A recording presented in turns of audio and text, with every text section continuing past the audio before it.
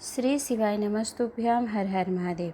आज की वीडियो में आप पूज्य गुरु जी जो कि राधा संवाद के बाद पुनः एक बार फिर से श्री गोस्वामी तुलसी जी के संवाद को लेकर विवादों में घिर गए हैं, तो उसकी संपूर्ण क्या जानकारी है, उसका सत्य क्या है, अफवाह में और सत्य में अंतर हो। क्योंकि छोटी छोटी वीडियो क्लिप को चला करके यदि भ्रम को फैलाया जाता है और किसी संवाद को गलत तरीके से प्रस्तुत किया जाता है, तो उससे हमारे हिंदू सनातन धर्म में ही नहीं बल्कि हमारे संतों के ऊपर भी उंगली उठती है और हस्तक्षेप किया जाता है। तो इसकी जन समुदाय तक, जनता तक पूर्ण जानकारी पहुंचना बहुत आवश्यक है। क्योंकि क्या होता है कि पूज्य गुरुजी या किसी अन्य संत साधु उपासक की वाणी को यदि तोड़ मरोड़ करके किसी अन्य तरीके से प्रस्तुत किया जाता है, तो उससे उनकी भक्ति करने वाले श्रद्धालु जो होते हैं, उनको जो श्रवण करते हैं, उनके मन को आघात पहुंचता है। साथ ही हमारे हिंदू सनातन धर्म में भी उंगलियां उठती हैं कि किस तरीके की भक्ति हम करते हैं, किस तरीके का सत्य सनातन धर्म का प्रचार हम कर रहे हैं, संस्कृति को किस ओर ले जा रहे हैं। तो इस पर संपूर्ण बात आपको बताने का प्रयास किया जाएगा कि राधा प्रसंग तो सभी लोग जानते हैं कि क्या विवाद था, क्या उसकी सच्चाई है। और पूज्य गुरु जी कई बार उनको प्रेमानंद महाराज जी को दंडवत प्रणाम करके क्षमा याचना भी कर चुके हैं, परंतु अन्य विवाद खड़ा कर दिया गया। राधा संवाद को लेकर शांति पूर्ण रूप से स्थापित ना हो और दूसरा विवाद खड़ा कर देने का तात्पर्य ही यही होता है कि हिंदू सनातन धर्म को जो अग्रणी कर रहे हैं, जो आगे की ओर ले जा रहे हैं, जो लोग बिछड़ गए थे अपने धर्म से टूटकर अन्य धर्मों में विलीन हो रहे थे, और चाहे वो विवाह को लेकर के हो, चाहे भक्ति को लेकर के हो, या विश्वास को लेकर के हो, या फिर किसी भी प्रकार की देवी देवता के प्रति श्रद्धा को हो, तो जो सनातन धर्म को श्रद्धा, प्रेम, विश्वास, भक्ति को जागृत करता है भक्तों के बीच में, वह व्यक्ति लोगों के नेत्रों में इतना चुभने लगता है कि उसके लिए फिर छोटी छोटी बातों को भी पकड़ करके बहुत बड़ा विवाद खड़ा करा जाता है। तो यह जानकारी आप सभी तक पहुंचना बहुत ज़रूरी है। जो लोग कथाओं को श्रवण करते हैं रेगुलर, उन्हें इन संवादों का स्मरण रहता है, परंतु कोई अनजान भक्त जिसने उनकी कथा को न पूर्व में श्रवण किया न ही बाद में श्रवण किया है, उनके लिए बहुत ही विशेष महत्वपूर्ण हो जाता है यह जानकारी, प्रसंग को जानना, सुनना, समझना। क्योंकि पूरा देश और पूरा सनातन हिंदू राष्ट्र को बनाने वाले सभी संघ समितियां जो भी हैं जानती हैं कि जैसे कि लोकसभा चुनाव के बाद प्रधानमंत्री जी को वोट सबसे ज़्यादा अयोध्या से मिलना चाहिए था, क्योंकि उन्होंने राम जी की प्राण प्रतिष्ठा करवाई, जो अपनी भूमि, अपने माता पिता से इतने समय के लिए दूर रहे और उनको स्थापित किया जाता। तो वहाँ के जो भक्त थे, राम भक्त थे, कृष्ण भक्त थे, उन सभी को मोदी जी का आदर करना चाहिए था, सम्मान करना चाहिए था। हालांकि मैं यहाँ राजनीतिक पक्ष को नहीं रख रही हूँ कि किसको किसका सम्मान करना चाहिए, सबका अपना जीवन है, सबकी अपनी एक शैली होती है और सबको जीने का अधिकार है। स्वतंत्र विचारों को लेकर के पूरी फ्रीडम के साथ अपने विचार रखना चाहिए, जीवन जीना चाहिए।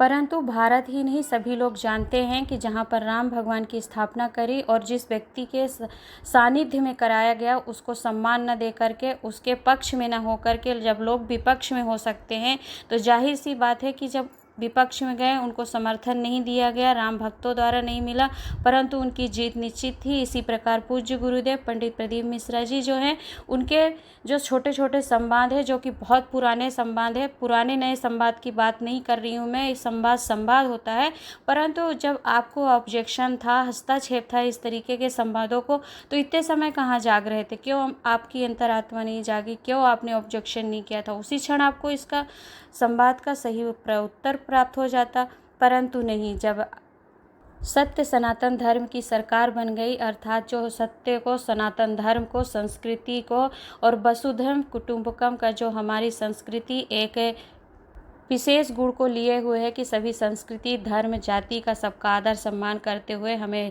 जीना चाहिए, उस संस्कृति को सिखाती है।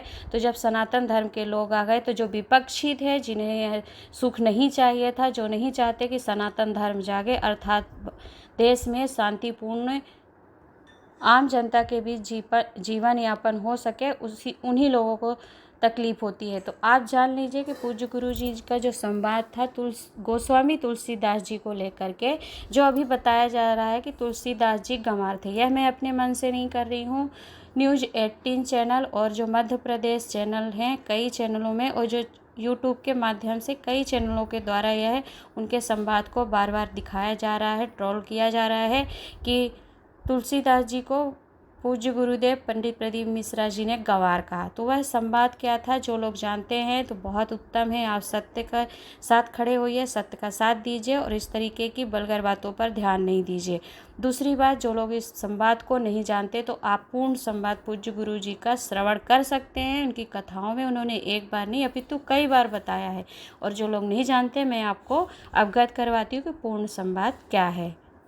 देखिए, पूज्य गुरु जी क्या होता है कि कई बार अपने संवादों को, विचारों को जब रखते हैं जनता के सामने, तो कई उदाहरण को लेकर के हमारे समाज से जुड़े उदाहरण को ही प्रस्तुत करते हैं, जिससे हम उसमें एक रोल मॉडल प्ले कर सकें। मतलब वो परिस्थिति हमारे साथ गुजरी हुई हो, बीती हुई हो, उस परिस्थिति में ढलकर अब जब हम संवाद श्रवण करते तो वह श्रेष्ठ एवं तीनों तरह से, अर्थात मस्तिष्क से, बुद्धि से, विवेक से, सभी तरीके से समझ में आए।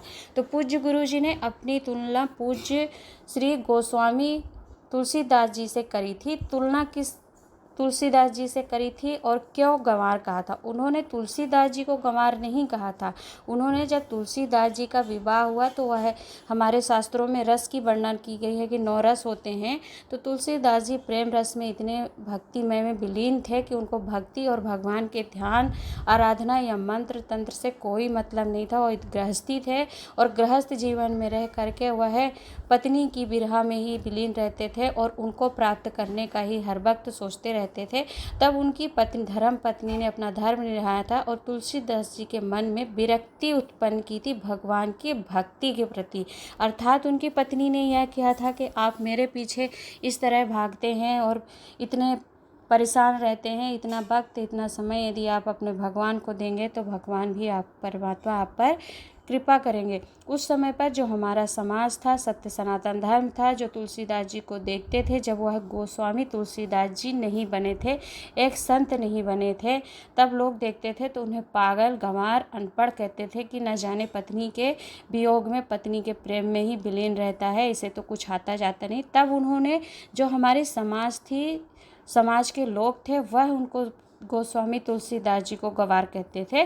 तो पूर्व के जो गोस्वामी तुलसीदास जी थे, उनसे तुलना पूज्य गुरु जी ने अपनी करी थी कि जिस प्रकार समाज उन्हें गंवार कहता था, पागल कहता था, उसी तरह हम हैं। हमें न कोई शास्त्र आता, क्योंकि पूज्य गुरु जी ये कह रहे हैं कि ना हमें शास्त्र आता है, ना कोई हमें ज्ञान है, परंतु हम बैठ जाते हैं व्यास में भगवान के भरोसे। जो उन्हें श्रवण करवाना होता है, भक्तों के बीच में लाना होता है, वह बोल दिया जाता है।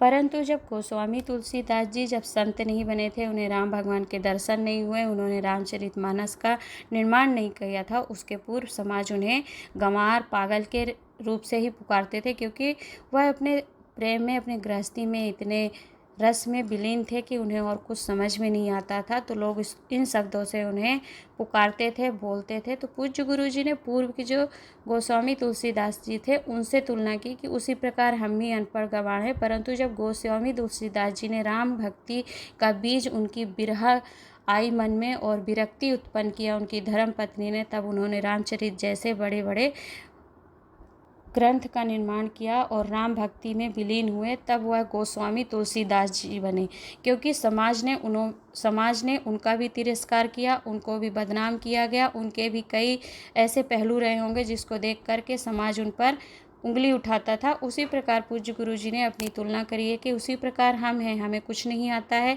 परंतु यदि आप लोग की श्रद्धा भक्ति है, आप ईश्वर पर भक्ति रखते हैं, तो जिस प्रकार हम गंवार हैं, तुलसीदास जी गोस्वामी पहले जो स्थिति थी उनकी, उसी प्रकार आप हैं और हम हैं। तो यदि आप भक्ति करते हैं और अपने अंदर भक्ति का बीज उत्पन्न करते हैं, तो आप भी गोस्वामी तुलसीदास जी जैसे बन सकते हैं और हम भी बन सकते हैं। उनका कहने का मात्र तात्पर्य यह था कि पूर्व में जैसे लोग उनको अपशब्द कहते थे, उनको समाज तिरस्कार करता था, उसी प्रकार हमारा समाज तिरस्कार करता है, हमें अपशब्द कहते हैं, हमें गालियाँ देते हैं, तो हम उन्हीं की तरह गंवार हैं जैसे वो गंवार थे। परंतु उन्हें ख्याति प्राप्त हुई, उन्हें राम भगवान के दर्शन हुए, रामचरितमानस का निर्माण किया, तब वह गोस्वामी पूजनीय हो गए और तुलसीदास जी कहलाए। तो तब समाज ने उनकी आराधना करना, उनको पूजन बंधन करना स्वीकार किया था। पूर्व में उनको कोई इतना सम्मान नहीं दिया करता था। तो पूज्य गुरु जी यही कह रहे हैं कि अभी आप अगर भक्ति करेंगे तो आपको कोई सम्मान नहीं देगा, हम अगर भक्ति करेंगे तो हमें कोई सम्मान नहीं देगा। परंतु जब ख्याति प्राप्त हो जाती है और प्रसिद्धि प्राप्त हो जाती है तो लोगों की आंखों में फिर ईर्ष्या आने लगती है और आपका वह तिरस्कार करने लगते हैं, या फिर अच्छी जगह आप पहुंच जाते हैं तो आप उनके लिए पूजनीय वंदनीय हो जाते हैं। जो लोग आपको अपशब्द कह रहे होते हैं और जो आप लोग के लिए विवाद उत्पन्न करते हैं। तो पूरा मामला यही था कि पूज्य गुरु जी ने तुलसीदास जी को गंवार नहीं कहा था, उन्होंने अपने आप को गंवार कहा कि पूर्व में जो तुलसीदास जी की गंवार वाली स्थिति थी, अर्थात उन्हें लोग गंवार कहते थे। पूज्य गुरु जी गंवार नहीं कह रहे, लोग समाज उन्हें गंवार कहता था, परंतु वह पूजनीय हुए, वंदनीय हुए। उसी प्रकार मैं भी आज गंवार हूँ, अर्थात मेरी भी स्थिति वही है। तो इस संवाद को आप सुनेंगे, श्रवण करेंगे तो समझ में आएगा। इस तरीके की मिथ्यावादी बातों को श्रवण करके आधी अधूरी ज्ञान को प्रस्तुत किया जाता है, जिससे हमारे से हिंदू सनातन धर्म में तो उंगलियां उठती हैं, क्योंकि धर्म के प्रचारक जो होते हैं वही लोग अपने धर्म को, अपने शास्त्रों को बदनाम करते हैं और स्वयं अपने ऊपर इल्ज़ाम पूरा न लेकर के किसी को निमित्त बना देते हैं ताकि यह पूरा संवाद, पूरा कार्यभार उस व्यक्ति के ऊपर आ जाए। तो पूज्य गुरु जी इस समय पर उस जो विपक्षी हैं, सत्य सनातन धर्म को नहीं आगे लाना चाहते, वही उंगली उठा रहे हैं। पर अगर सच्चे संत होते, सच्चे साधु होते तो फिर आपको ऐसे संवादों पर उंगली उठाने से अच्छा था कि आप किसी की परिस्थिति, किसी के दृष्टांत को समझिए कि वह किस चीज़ का एग्जाम्पल दे रहा है, क्या समझाना चाह रहा है। सिर्फ इतनी सी बात कह देना कि गोस्वामी तुलसीदास जी गंवार हैं। अब आपको मेरा यह संवाद अगर इस क्लिप से काट करके दिखाया जाएगा तो आप मेरे को ही पागल कहेंगे, गंवार कहेंगे कि गोस्वामी तुलसीदास जी को गंवार कह दिया, जबकि मैं तो गोस्वामी तुलसीदास जी का पूर्व का बता रही हूँ कि वह पूर्व में कैसे थे, बाद में कैसे हुए, उन्हें कैसे सम्मान मिला। यह न आगे का सुनाया गया, न पीछे का सुनाया गया, बस बीच की लाइन काट दी गई। तो आप मुझे भी पागल समझेंगे। और जो लोग ऐसा करते हैं, उनकी छोटी छोटी क्लिपें काट करके प्रस्तुत करते हैं समाज में, उन सभी चैनलों से मेरा निवेदन है कि आप अच्छी चीज़ों को प्रसारित करिए। उनके बहुत अच्छे अच्छे विचार हैं, संवाद हैं, भगवान के प्रति श्रद्धा भक्ति से जो वह अपनी बातों को रखते हैं, लोगों के मन में भगवान के प्रति आस्था और विश्वास को प्रकट किया है, उसे इस तरीके से ना तोड़िए। आप छोटी छोटी संवादों को दिखा करके आप पहले तो संत या फिर जो कथावाचक है उन्हें नीचे दबाना चाहते हैं, फिर उनके माध्यम से जो लोग भक्ति से जुड़े हैं, जो लोग का मार्ग प्रशस्त हुआ है। आप लोग सब कहाँ थे पहले, जब हमारे समाज के बच्चे छोटे नवविवाह थे, अपने घर परिवार में लड़ झगड़ करके प्रेम संबंध करते हैं, तो प्रेम विवाह करते हैं, माता पिता कितने परेशान होते हैं, क्योंकि समाज में वह चले जाते हैं और फिर तिरस्कार किए जाते हैं। तो उस पर कोई बात नहीं करता, उनको तो कोई नहीं लाता वापस। परंतु अगर कोई संत, साधु, उपासक, संत समाज जो है वह आगे आना चाहता है तो हर कोई टाँग खींचने आ जाता है। तो तोड़ मरोड़ करके बातों को प्रस्तुत न करते हुए जो यथासंभव बात कही जाती है उसे पूर्ण रूप दिखाया करिए। आप सभी जितने भी हमारे हिंदू सनातन धर्म को मानने वाले हैं, भक्त हैं, उन्हों सभी भक्त प्रेमियों से मेरा निवेदन है कि किसी भी तरह के इस तरीके की क्लिपों पर पूर्ण रूप से विश्वास न करते और अपनी भक्ति को, श्रद्धा को ना कम करिए। पूज्य गुरु जी कई बार कह चुके हैं कि आप मुझ पर विश्वास मत करिए, समाज पर विश्वास मत करिए, सिर्फ आप अपने पर, अपनी भक्ति पर, अपने कर्म पर, अपने लगन पर विश्वास रखिए, उस पर अड़िग रहिए, उस पर ही मेहनत करके लगे रहिए। तो ये कोई कुछ भी बोल ले, गलत बोल दे, अच्छा बोल दे, कोई भी संवाद आए, विवाद का आए, चाहे विवाद में फंसे, आप जिस भी महाराज को मानते हैं उनकी वाणी पर विश्वास करते हैं, उस पर अड़िग रहिए, अपने विश्वास को ढिकने मत दीजिए। क्योंकि सनातन धर्म जुड़ गया है, थोड़ा आगे आने लगा है, लोग भक्ति करने लगे हैं। तो जो लोग इस चीज़ को नहीं देखना पसंद करते थे वही लोग आगे आकर के इस तरह के विवाद उत्पन्न कर रहे हैं। तो आशा है आप सभी लोग इस वीडियो से कितना सहमत हैं, आप लोग कमेंट बॉक्स में हर हर महादेव ज़रूर लिखिएगा, या फिर आप अपने विचारों को साझा कर सकते हैं शिव महापुराण ज्ञान मार्ग चैनल पर। और मेरी सभी से यही विनती है कि अपनी भक्ति और दृढ़ निश्चय को बनाए रखिएगा। ऐसे विवादों में सुन करके, विवादों करके आप अपनी भक्ति में गलत विचार नहीं लाइएगा। क्योंकि जब भी समाज में इस तरीके के शब्द फैलाए जाते हैं, तोड़ मड़ोड़ कर वीडियो क्लिप चलाई जाती है, तो भक्ति का बीज उगने के बाद भी हमारा मन डोलने लगता है, डगमगाने लगता है और थोड़े बहुत गलत विचार आने लगते हैं। क्योंकि हम न साधु हैं, न संत हैं, न हमारे पास सिद्धि प्राप्त है, न हम बहुत बड़े भक्त हैं। हम आम साधारण मनुष्य हैं जो बहुत जल्दी इधर उधर भ्रमित हो जाते हैं। तो भ्रम नहीं पैदा करना है, आप अपनी महादेव की, कृष्ण की, राधा की, जिसकी भी भक्ति करते हैं उस पद पर लगे रहिए और अपने विचारों को शुद्ध हमेशा रखिए। किसी को गाली नहीं देनी है, किसी को अपशब्द नहीं करना है। अपने विचार शुद्ध होंगे तो हम विचार उन्नत पद पर जरूर विराजमान होंगे। तो आज के लिए इतना ही, मिलते हैं एक नए वीडियो के साथ। तब तक के लिए हर हर महादेव, नमः शिवाय।